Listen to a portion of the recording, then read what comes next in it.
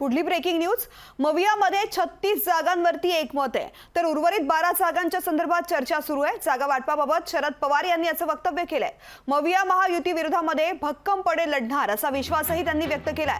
राज्यात आगामी लोकसभा निवडणुकांसाठी 48 जागांपैकी 36 जागांवर महाविकास आघाडीमध्ये एकमत झालंय। उर्वरित 12 जागांच्या संदर्भात चर्चा सुरू असून त्यावर सुद्धा लवकरच समझोता होईल असं राष्ट्रवादी काँग्रेसचे अध्यक्ष शरद पवार यांनी सांगितलंय। पवार हे 2 दिवसांच्या भेटीसाठी सोलापूरमध्ये आले होते।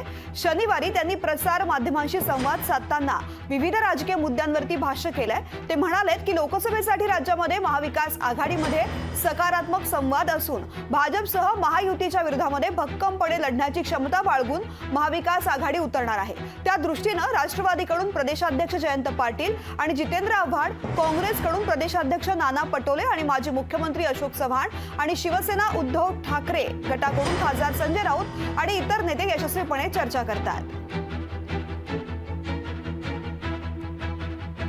काँग्रेसमधले लोक भारतीय जनता पक्षात किती नंबर्सनी आहेत त्याचा कोणीतरी आढावा घ्यावा। त्याच्यामुळे काँग्रेस संपवायला निघालेली भारतीय जनता पक्ष यांनी काँग्रेसचे किती नेते त्यांच्या पक्षात घेतलेत किंवा त्यांचे सहकारी पक्ष आहेत हे तुम्ही बघताय काय। त्याच्यामुळे आता इंडिया अलायन्समध्ये आदरणीय पवार साहेबांचं स्टेटमेंट मी तुमच्याच चॅनलवर पाहिलं की 36 सीट ऑलरेडी आमच्या क्लिअर झालेल्या आहेत चर्चेमधून।